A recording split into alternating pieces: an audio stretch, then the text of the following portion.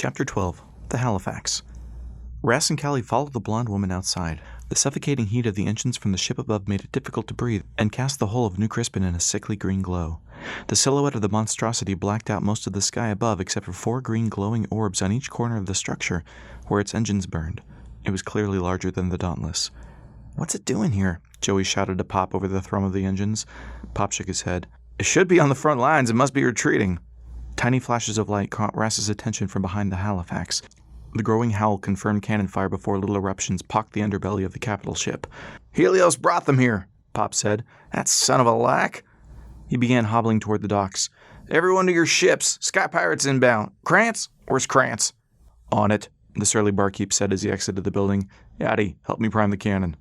The blonde woman followed Krantz as he broke off from the crowd. Above, a green light flashed from the Halifax's port side with a familiar unholy scream that set Ras's skin crawling. A beam formed behind the ship, lashing out at one of the Sky Pirate vessels. The pirate airship erupted in an incinerating wash of green, illuminating the skies around the explosion to reveal the inbound swarm of Sky Pirates. "What was that?" Callie asked. "That's horrible." Ras stared blankly before blinking away the bright line burned into his vision. "I don't know, but we gotta go," Ras said. He clasped Callie's hands and began leading her back toward the docks before a hand caught his shoulder. "We could really use your help, son," Pop said. "Will you fight with us?" Ras struggled for words. He wanted to tell the old man he wasn't his father, that he didn't even have a cannon, and that he couldn't make a difference unless he made it to the wild, but it all felt cowardly in the moment. He opened his mouth to speak before the sound of harnesses grinding against cable drew his attention above them. A dozen helmeted men in collective uniforms fell into the midst of the dispersing crowds with rifles at the ready, shouting orders over the din of cannon fire and engine wash. Ras pulled the large wrench from its holster and held it at the ready. "Erasmus Veer," one of the soldiers shouted. "We are looking for Erasmus Veer and Callista Torbjorn." Helping the collective was a low priority for the residents of New Crispin. Everyone scattered. "I think this is a little overkill for bringing in a kidnapper, wouldn't you say?" Callie asked. Ras looked up at the Halifax, taking in its size. "A bit." "Hey, you two," one of the men in uniforms pointed at Ras and Callie. "You need to come with us. This place is going to be overrun with pirates." Pop interjected himself between Ras and the soldier. "Not if that thing makes a stand for us," he said, pointing to the Halifax. "That's not our mission. Now step inside." The soldier leveled his rifle at Pop. "You brought them here and you're leaving them with us?" Pop said. "Step aside. That is your final warning." "It's all right, Pop," Ras said, stepping in front of the old man. "It's better this way." "Good," the soldier said. "Strap into one of the harness." Before the soldier could react, Ras swung the large wrench, knocking the rifle loose. "Run!" he shouted, leading Callie toward the dock. "What are you doing?" Callie asked breathlessly, stumbling into a run behind Ras. "The longer it takes for the collective to bring us in, the longer the Halifax has to fight the pirates," Ras said as the first warning salvo from the soldiers ripped past them and into a storefront window. "Which means less pirates for New Crispin." "They're shooting at us. I thought they wanted us alive," Callie said. The Halifax's weapons screamed again, and they turned a corner to see the brass fox waiting at the dock less than 100 yards away. Thunderous crashing noises erupted, and Ras couldn't tell if it was from the storm below or the battle above. "Look out!" Callie shouted, yanking back on Ras's arm and stopping him from running directly into the path of a half-airship on a collision course with New Crispin. The edges of the back half of the vessel were simply cauterized and smoldering where the front half used to be. The wreckage crumpled, shooting wood splinters everywhere before screeching to a halt, effectively cutting off their path to the docks. "There, fire!" A pursuing soldier knelt with the tube over his shoulder. Ras turned and wrapped himself around Callie before a mesh net knocked them off balance, engulfing and dragging them to the ground. The small squadron of collective soldiers ran up and began securing ties into the netting before aiming the large gun at the descending collective airship. The gun fired, sending cabling out to strike the airship, and before Ras could attempt to cut his way free, the net lifted with a jerk, and they were on their way to the Halifax as the battle over New Crispin began. In his captain's quarters, Foster Helios III wore a grin he couldn't have lost if he tried. The ornate brass sphere from Hal Napier sat in the middle of his desk. He placed a magnifying glass over it, inspecting the craftsmanship. The fine lines of filigree etched into the sides resembled a stormy sea of clouds, a product of a bygone era. "Was this the only thing of note on their ship?" Foster asked the 3 officers standing across the desk from him. "We pulled an old grapple gun that you might like for your collection off the young man," one officer said.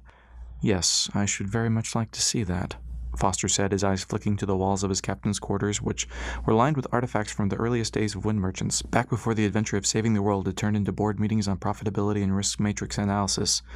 "Where are they now?" "We're running them through the battery of tests," the second officer said. "Good. They should be nice and pliable when I speak with them." Foster placed his bare hand on the brass orb and held it high. "But what do we do with you?" Ras lay strapped to a gurney at a 45-degree angle inside a glass dome. The worst part hadn't been the different gases they subjected him to, or even the needles that forced him to fight the urge to vomit every time one unceremoniously jabbed him. Those came a close second and third to having Callie merely 10 feet away from him in her own glass dome, scared, crying, and in pain as the 2 men in lab coats behind their console subjected her to the same treatment. His voice had gone hoarse hours earlier from screaming at the scientist and trying to reassure Callie, who would look over at him but couldn't hear or understand him. The familiar hissing noise returned as air filtered into the dome again. This time a burning sensation tingled throughout his body before sending chills up his spine. Callie just cried. She looked over at Ras and mouthed, or maybe said, he couldn't tell, "Why?" Ras violently shook the gurney, fighting their strengths to no avail. "Leave her alone," he screamed repeatedly. The scientists appeared to take special interest in one of their readouts and looked up at Ras with confusion, then delight. One of them twisted a knob, and the gas filtering in had Ras fighting to stay awake, as if he would somehow be more capable of protecting Callie if he remained conscious. The last thing he saw before blackness took him was her beautiful, tear-filled blue eyes, pleading with him. The vision of Callie melted away into a gunmetal gray ceiling that provided absolutely no clue as to Ras's whereabouts. He was horizontal, that much was certain. He attempted to sit up, but his body failed to obey any commands. Looking around was the extent of his range of motion. His ears rang in a high-pitched feminine voice spoken in muffled tones, its origin unknown. In his peripheral vision, he could make out some straight black lines. Metal bars? His limited ability to look around hindered him from surveying the entire cell, but from what he could ascertain, he was alone. No Callie. The voice became clearer. "Hello?" it said. "You look awake. Are you ignoring me, Ras?" The woman's voice was childlike. "Blink if you can understand me," she said. Ras blinked. "Oh, good. You're just paralyzed and not ignoring me. I hate when people ignore me." He tried to speak, but his best attempt produced a hum. "Where's Callie, you say? That's terribly romantic of you to be so concerned. Tell me you've at least had that date before you wound up here." Dixie. Someone approached his cell, unlocking it. 2 men entered. "Him?" "Yeah. Foster wants him sobered up before they talk." A needle plunged into his arm. A pinch and a burning sensation flooded through Ras. He could still feel everything happening to him. His whole body began tingling like a limb growing new nerves. The men left the cell, slamming the door. "Where were you?" Ras mumbled, trying to locate Dixie's position. He attempted moving his head, but waves of nausea crashed over him. "Yoo-hoo," Dixie said. "Next cell over. You're lucky they're speeding up your recovery. It took me the better part of a day before I could talk again. They haven't been able to shut me up since." Ras didn't doubt it. "Oh, were you here?" Ras slurred. "What's that?" Ras grunted in frustration. "How here?" "Oh, that's a horribly long story. I started about 18 years ago, and my father—" Ras rolled his eyes, sending stars into his vision.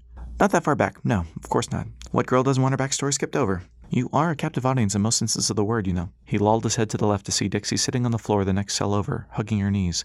She wore a plain gray jumpsuit. She cocked her head and wiggled her fingers at him. "Hello," she said. "Boy, they must have run you through the ringer back there. You look like death warmed over." "What they do?" Ras asked. "I have no idea. They're just testing us for something. I thought the collective just sold fuel. Silly me. Oh, how I got here. My escaped attempt on derailleur didn't go like I hoped. Go figure. Police caught me and the collective bought me." She stood and walked up to the bars, resting her forehead between 2 of them. "Bought?" Ras was able to flex his arm slightly. "Well, they bought the police, and I guess the collective needs test subjects, so what if a prisoner with no family goes missing?" she sighed. "Look at me, accidentally giving you details of my backstory. You'll care about me at Erasmosphere." Ras tried moving his leg and successfully swung it off the metal cot, inadvertently causing the rest of his body to awkwardly follow it to the floor. He crumpled onto his side, his body awash with tingles. "Up and at him, flyboy." Dixie cocked her head. "Did you really talk to Hal Napier? I overheard the guards making a bet, and I'd love to get a piece of that action with some inside info." "Where's Callie?" Ras said as he began to sit up slowly. The sensation started to subside. "Probably still wherever they tested us, and if you wait long enough, she'll probably wind up in the cell next to you," she said, pointing to the empty cell behind Ras. "So, Napier, he'd have to be like 500 years old, right?" Ras eyed her. "You shouldn't believe everything you hear." He carefully reached an arm out to the metal bar to steady himself. "I take it you've already tried escaping?" Dixie laughed. "One doesn't escape the Halifax. I just wish I had a porthole. We won a battle while you were out, but I think they're at it again." "We?" "I count anyone not a sky pirate as we. Doesn't mean I like the collective," she said, idly running her fingers along the metal bars of her cell. "You know, they aren't the only ones fighting those sons of Lax. Some of us wage our own private little wars." "Why do you hate them so much?" Ras hauled himself off the deck and sat on the cot. "Backstory. I knew you'd come around," she said, perking up considerably. "Well, I grew up with a bunch of wind merchants that built a city over Convergence." "Crispin?" "No, but close. Same story, same pirates. Anyway, about 9 years ago," she stopped suddenly. "Oh, come on." 6 armed guards approached from down the hallway and stopped in front of Ras's cell. They slid open the part of the door for Ras to put his hands through to be cuffed.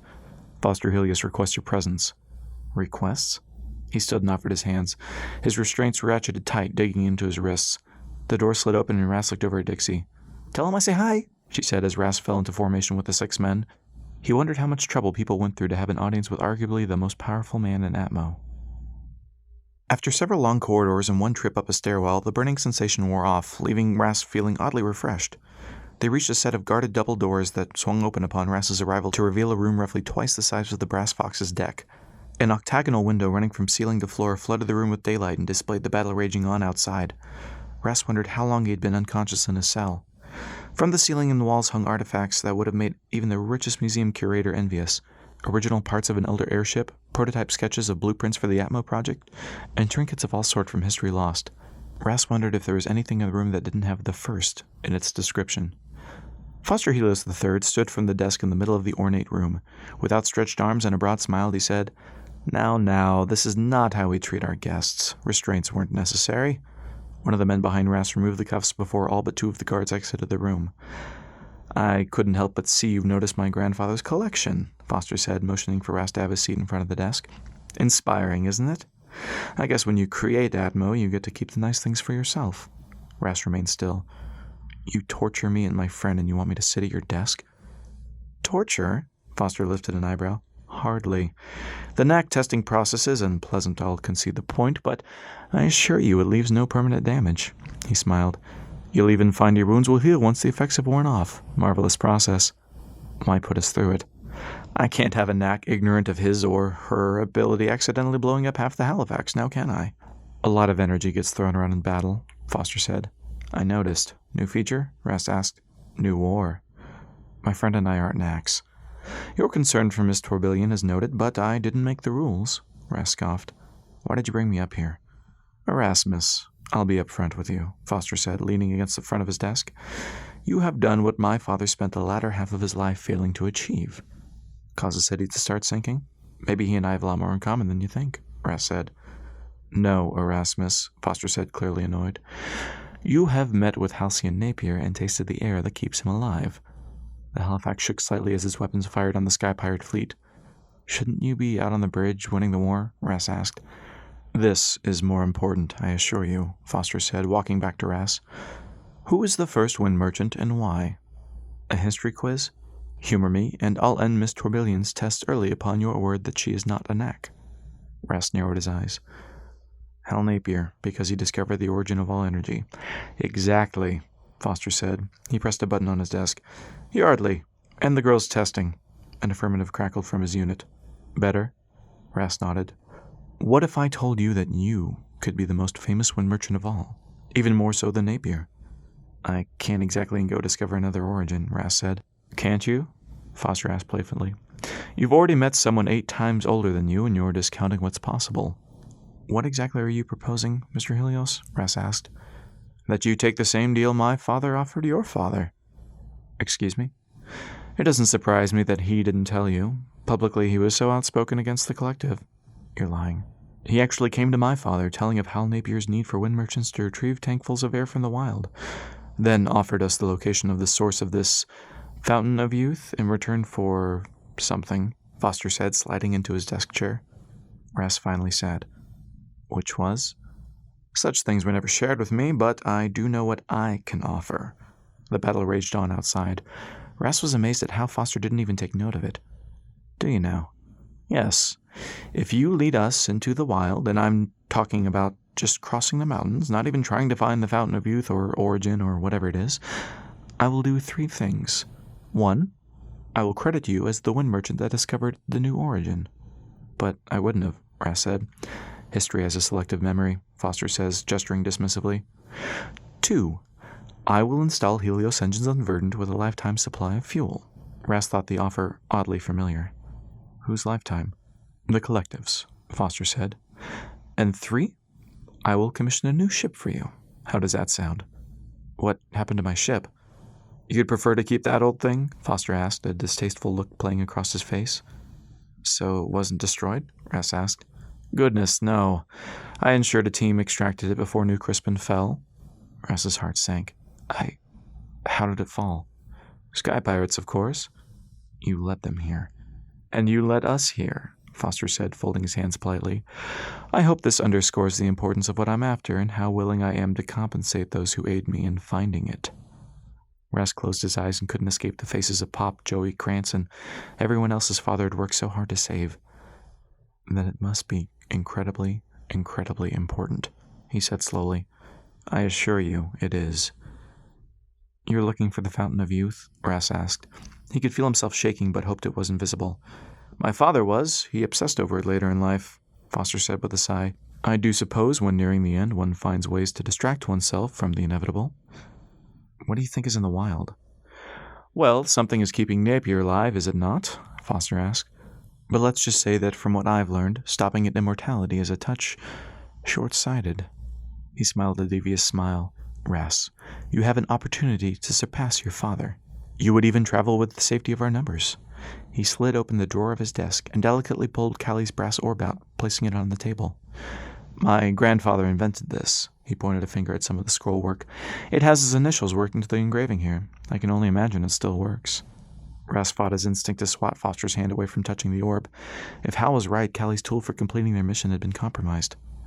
After a thorough searching of your ship and your person, the only coordinates found were on the other side of the mountains, Foster said. Hal wouldn't have been so careless as to simply leave instructions to what is presumably the only back door into the wild, into the hands of someone so... you. He picked up the orb, hefting it. Hence this. So that's why I'm here, Ras said. Nobody can make it work, so you need a guide. I don't need anything, Foster said, his temper flaring. I'm offering you a fleeting opportunity. I have other methods of getting what I want. I'm thinking, Ras said. You misunderstand me. I'm not offering options, Erasmus, and thinking tells me you're coming up with some excuse. Show me how it works now, or I'll resume the tests on Miss Tourbillon, said Foster. Rast reached for the orb a little too eagerly and placed his fingers on the device like he had seen Callie do before. Several moments passed. Nothing. Foster's eyes narrowed. You're just the pilot. It's the girl I need, isn't it? He grabbed the orb from Rast's fingertips and motioned to the guards. No, I can use it. It just takes a moment to warm up, Rast said, backpedaling. Then why did you bring the girl here with you? She's, Rast said, thinking, entertainment? The battle outside intensified as another sky pirate ship erupted in green flame and disintegrated. It's obvious you care more about her than that, Foster said. She'll guide me and maybe provide some entertainment as well. He addressed the guards. Take him somewhere he won't stain anything. The guards were almost upon Rast as he dove forward across the desk and grabbed the brass ball from Foster's grasp.